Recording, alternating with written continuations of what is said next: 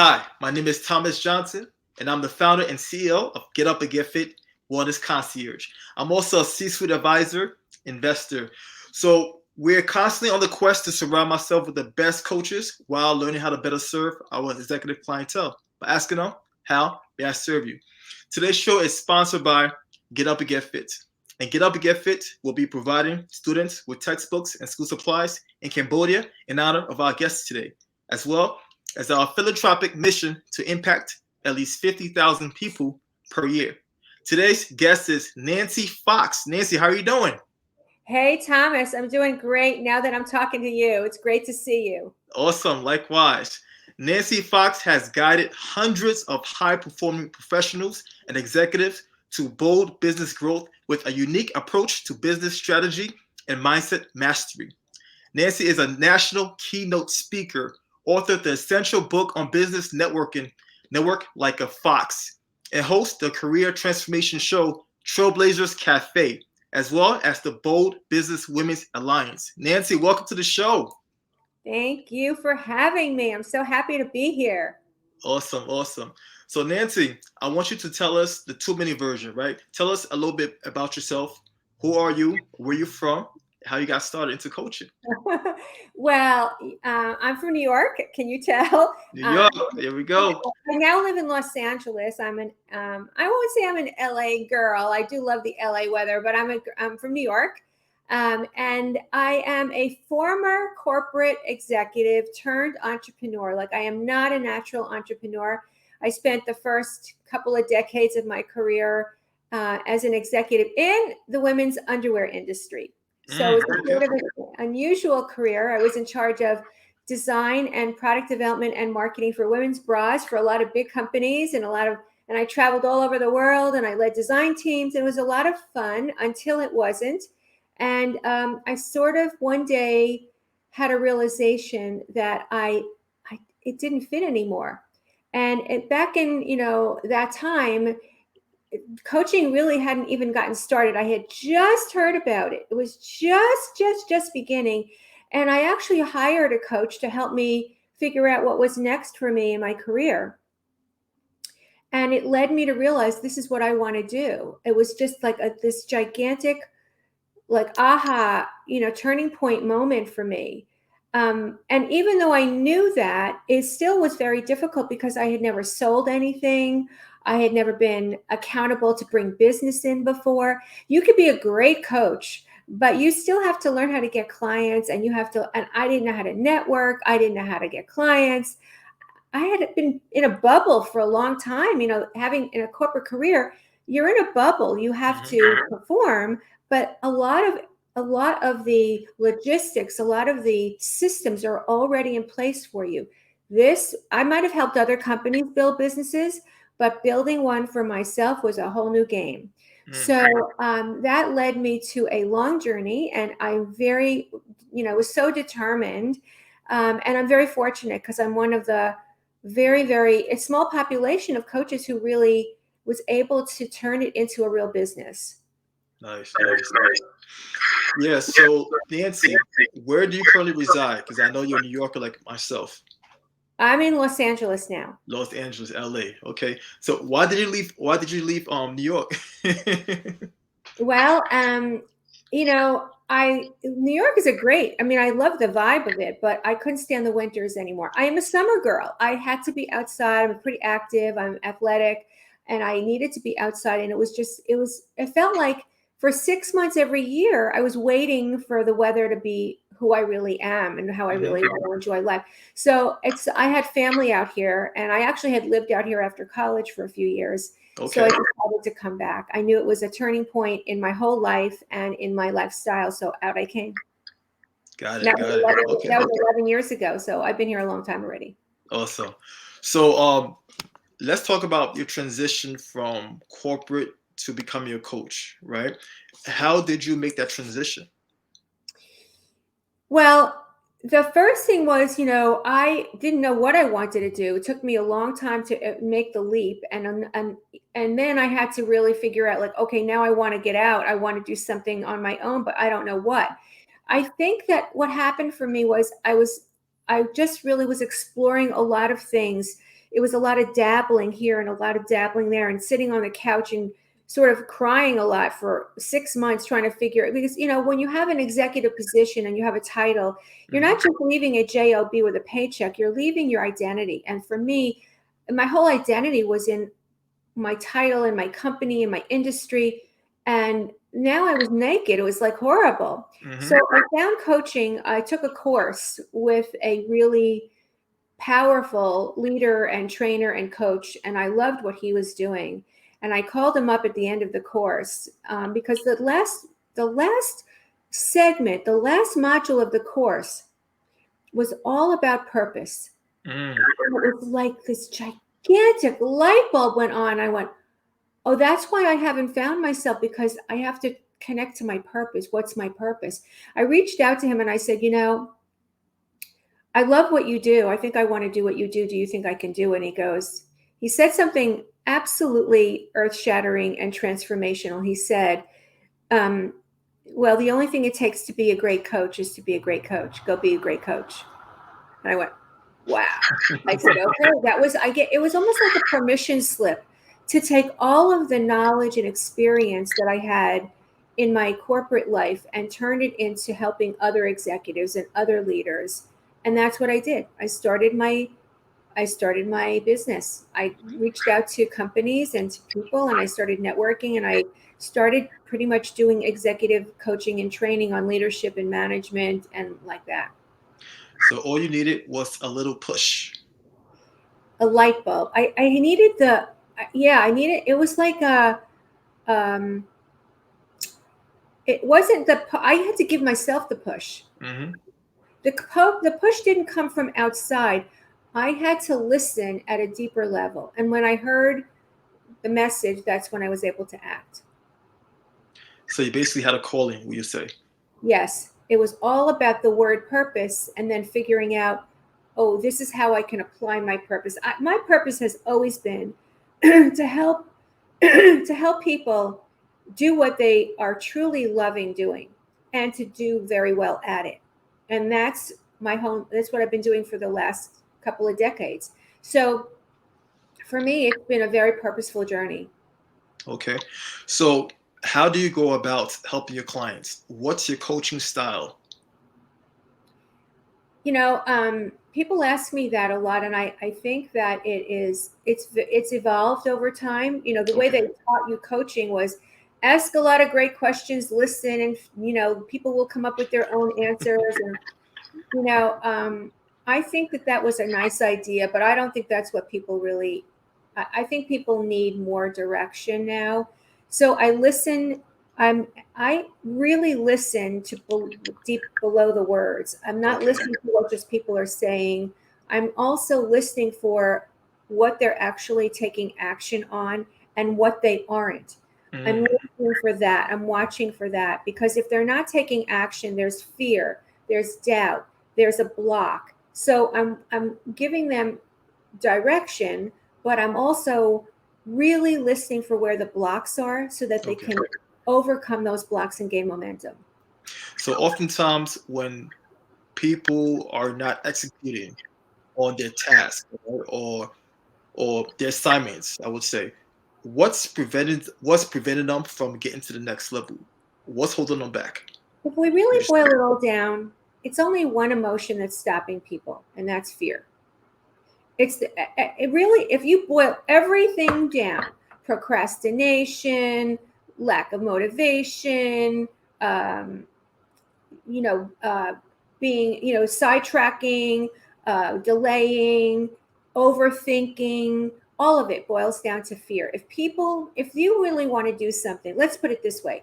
If you really want to do something, take a look at everybody who's really watching or listening, take a look at what you're really doing every single day in your life. If you only do what you really want to do, and if you really want to do something and you're not doing it, then there's a fear involved, and the fear is the block. So figuring out what the fear is and how to overcome it is the key. Okay. So the fear is the block. The fear. So oftentimes, would you say they fear the unknown? or the possibilities of All of either it. feeling or okay. Some fear of looking bad, fear of making a mistake, fear of failure, fear of being ridiculed, fear of not having enough money, fear of having people around you criticize you or tell you I told you so, fear of just fear of embarrassment, fear of so many things. But at the end of the day, people talk about a lot of reasons. It all boils down to one pretty big, powerful emotion, and that's fear. So people do a lot of things with fear. Mm-hmm. They medicate, they avoid, they procrastinate, they overthink. I had a boss who would in my corporate days, he would sit there and just study the statistics all day long, and the reason was he was really terrified of making a decision.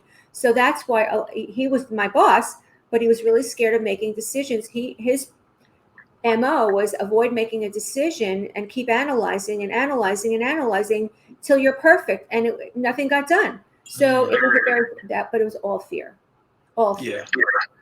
Yeah. I noticed some people do that a lot. They will analyze until it gets to the point where they basically become stagnant. And I guess some folks in higher position they also exemplify the same traits, right? Like your boss, he had the same type of problem. He was highly analytical, but he wasn't able to execute. But this is where I find you need a good balance, right? A person could be highly analytical, but you also need a person that's able to execute, right? Exactly. So how are you able? So when you deal with clients of that nature, how do you navigate their journey? So when we start working, we will have a structure. Like we'll look at what the goals are, we'll look at what the objectives are. And usually it's building a business these days. It's all about people who are wanting to build a business. We'll come up with the strategies and the structures. Then we put, the action plan into place. But invariably, what people also want to talk about is their whole life. Mhm. They want to have a good lifestyle. Like a lot of what's new today, Thomas, is I think people want the money, they want the success, but they're not willing to do that without having a purposeful business that's in alignment with their values. In other words, years ago, I think people did a lot. They were in a business, even if they didn't love it exactly, Yeah, they would tolerate it I'll for the sacrifice. money, right? They would tolerate it. It was good enough. Today, people are unwilling. And I admire this and I resonate with it. I don't want to do anything now, or I don't want to work with people that I don't resonate with, or that I don't really feel an affinity with, or feel values that are in alignment. Because you get one life, right? So we deserve to live a value-based life. And you can have a value-based business, but you have to create it that way. So when people get stuck, we'll go right back to what's the core. Let's dig deeper. And I have a few tools that I will use with them. I have mindset tools, and I use hypnosis sometimes with my clients to get at the core block. We'll go through visualizations. We'll have different practices, and sometimes it's just about having people have a regimen every single day where they get up out of their chair and move, because when you move your body, you change your state. Yes, So, indeed. right? So we have various tools, and it depends on each person, but there's a basic structure, and then there's the customization for every single person. And the other thing that's happening today that I want to share with everybody is, I think especially for I work a lot with women, people are looking for deeper connections. And so building a community experience with my clients, where it's not just one-on-one, but also building that community with each other, and that deeper level of connection and conversation, vulnerability, is so important to their success, because that's when they can actually make the bigger leaps. When they're vulnerable, they can make the bigger leaps. Okay. So they found like they have a a good connection, a community builds connection, right? And once you have connection, you're able to create a stronger foundation. Absolutely. Awesome. So if someone were looking for a coach, what traits would you advise for them to look for? So that's a great question, because I think that you can really make some missteps with that. I think one coach that's great for one person might be absolutely a misfit for another. You have to feel an affinity for each other, and you have to be ready for, I always say this, coaching is not for people who need it. It's for people who want it. You have to want to be coachable. You have to be ready. You have to be open. And then I think when you're looking for a coach, you want a coach that has some of the experience that you're looking for, but sometimes you can have a coach that comes from a completely different background, but can open some new ideas and pathways for you that you would never get if you're working with someone who only knows your industry or only knows your area. So I think that you need to find a balance of that. Someone who's got enough. I think a lot of people also, say you've got to have a coach that's got experience and can demonstrate that they've done it. That's true. And let me also say that sometimes coaches may not have an experience yet, but can open your mind to something and have you have an awareness of something that will absolutely blow you out of the water and just really make a difference for you. So I think the affinity and smart and creative and well-versed in business or well-versed in the area that you're looking at is important. But someone who's going to stretch you is even more important. There you go. Because at the end of the day, a coach is supposed to be able to help you see your blind spot, right? Bypass the blind spots. Those are the coaches that I tend to work with, right? A coach that's able to help me to expand my thinking and look at things from different perspectives. Yeah. It's like in sports, look at what happens in sports. The sports coaches, the best ones, are very often not the best players, but they can coach, right? But when people hire a coach, they want that person to have done it already. They want that person to have been the champion already. But what about take a look at how great the sports coaches are. Those coaches, the athletes don't always look for the coach who can play the best or do it the best. They want the coach that can see and can teach the best and encourage the best and motivate the best and command you into doing it the best. And that's what I think is important too.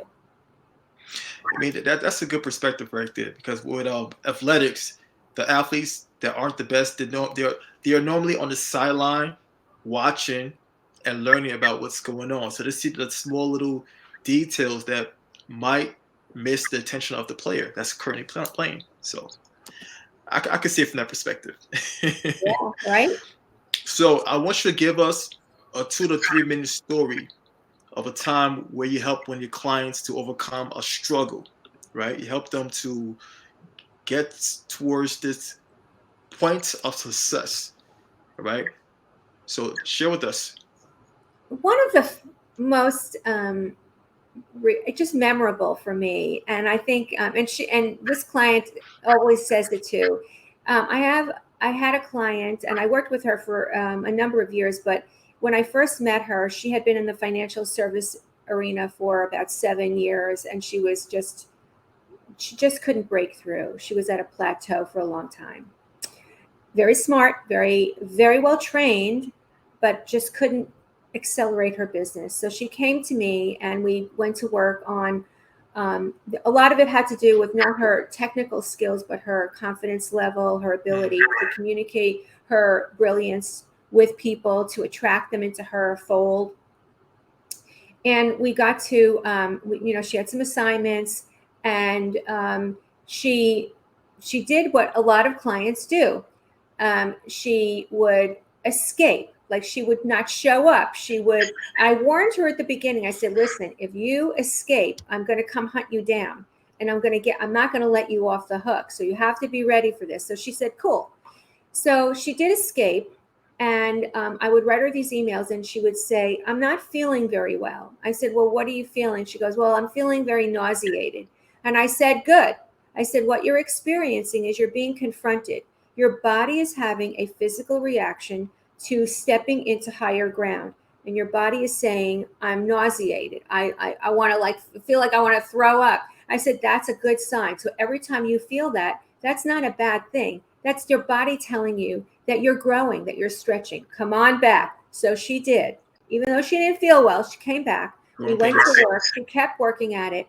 So now what she did was she tripled her business. She tripled her business, got a whole new caliber of clients in her business. She broke through. But now what's really funny about it is now when she feels that feeling of, uh-oh, I don't feel so good, she laughs about it because she knows what it is. Ooh. And that was her. She now understands that her body was her mind was feeling fear. Her body represented it with, I don't feel good. And it happens with a lot of clients. When they're starting to step into a bigger goal, they get sick, they have an accident. It's like the mindset tricks them up. So now I teach them, and that's what your mind-body connection is so strong. And I just teach people that that's something to not be fearful of, but to embrace and move forward. You know what? That's a very powerful story right here, because you're absolutely right. Oftentimes when we're going through something mentally, the body doesn't understand that it's not happening in the physical, but it's going to react. It becomes the mind, right? Because we've conditioned it so much that it doesn't know the difference.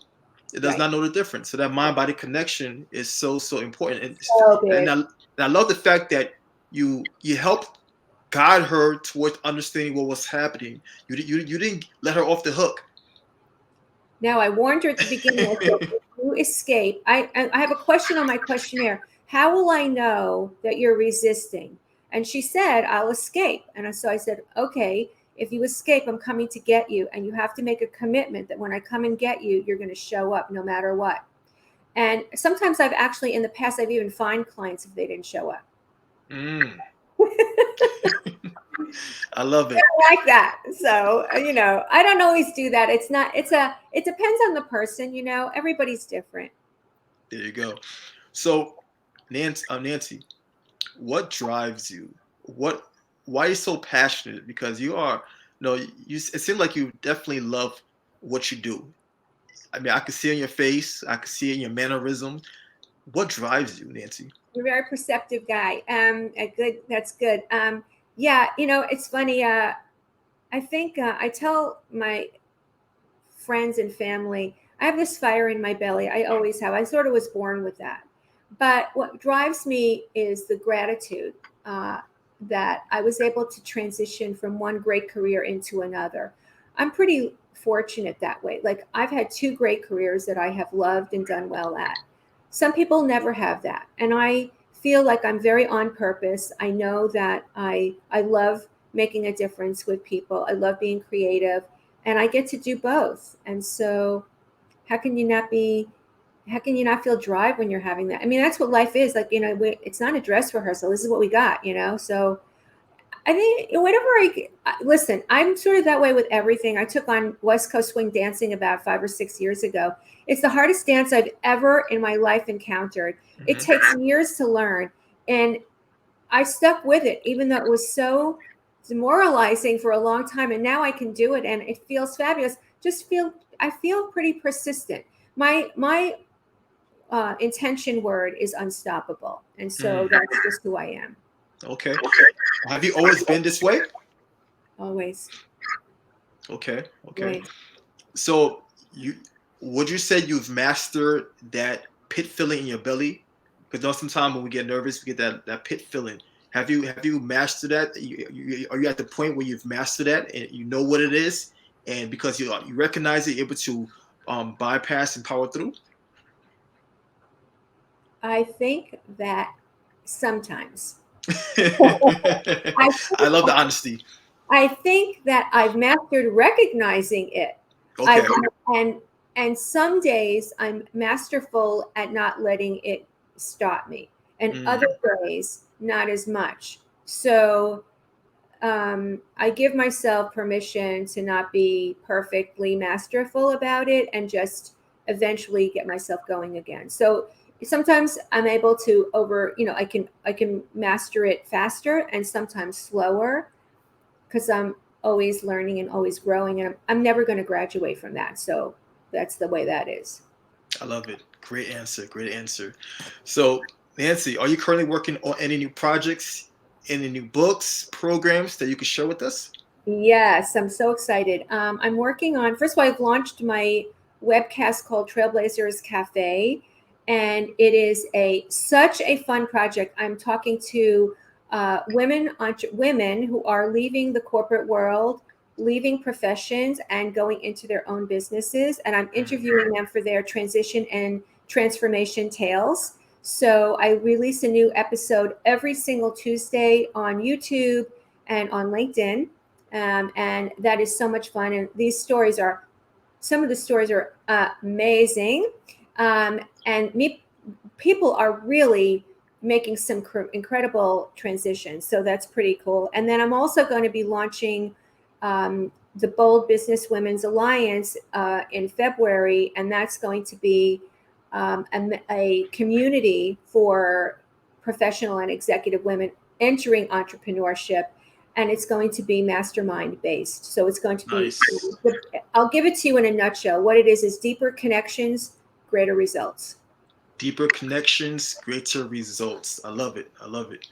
Very, very practical. Connect, and you create results. If someone were to inquire about your services or just want to get to know Nancy Fox better, where can they go to find you? Oh, that's really, I love how you phrased that, Thomas. Get to know me better. I can give you my email address, which is nancy@thebusinessfox.com. And I'm on Facebook under Nancy Fox, and I'm also on LinkedIn. There are a lot of Nancy Foxes, so my LinkedIn profile is under Business Fox, and on Instagram, I'm the Business Fox. On YouTube, and my YouTube channel is, if you look up Bold Business Women's Channel -- Nancy Fox, you'll find me. Awesome, awesome. I'm gonna ask you another question. What advice would you give to other coaches to help them stay on top of the game as a coach? So the first thing is, I'm going to say, from a tactical viewpoint, I think it's essential that you really niche your business. I think there are so many coaches out there, and you have to have really, really clear-cut niche and a very clear-cut offer that niche is really deeply wanting and needing. So if you just are a generalist, it's much harder to develop traction. So that's the tactical side. On the internal side, you really have to make a commitment. And when I say commitment, it's not like I commit and I'll see how it goes. You have to really put your stake in the sand, and you have to be willing to stay the course and really, really be dedicated to not giving up. It's like, don't give up, 5 minutes before the miracle. So you've really got to, when you make a commitment, that's what a commitment is. It's not giving up. Eventually it will kick in. But I think, it'll kick in faster if you have that strategy on niche development and the right offer. And that's why I love working with my clients on both strategy and on the internal game as well. Yes, indeed. The two is perfect. It's like a marriage, right? You need a combination of both to really produce something great. You have to be internally balanced and also outwardly balanced as well. You bring it all together. Right. Absolutely. So, Nancy, it's been a pleasure. It's been a pleasure. I love your energy. Thank you so much for having me. This is a great initiative that you've got, a great platform, and I feel very honored that you had me on your show. Thank you so much, Thomas. And it's a pleasure getting to know you. Ever since I love the energy, and I was looking forward to having this conversation with you. Same here. Yeah. Just great. So thanks for coming on once again, and I'd like to thank all of our listeners and viewers for lending us their ears and their eyeballs. And last but not least, Nancy, how may I serve you? Oh, you've done this already, and I want to just say thank you for developing a relationship with me. I think that the thing I would feel greatly served if we continue this dialogue and have this great relationship. I would be so grateful. So thank you so much, Thomas. You're very welcome, and we definitely shall. Again, this is your host, Thomas Johnson. If you enjoyed today's episode, please feel free to share it with another person that will benefit. And make sure to tune in for next week's episode. Take care, be blessed, and cheers.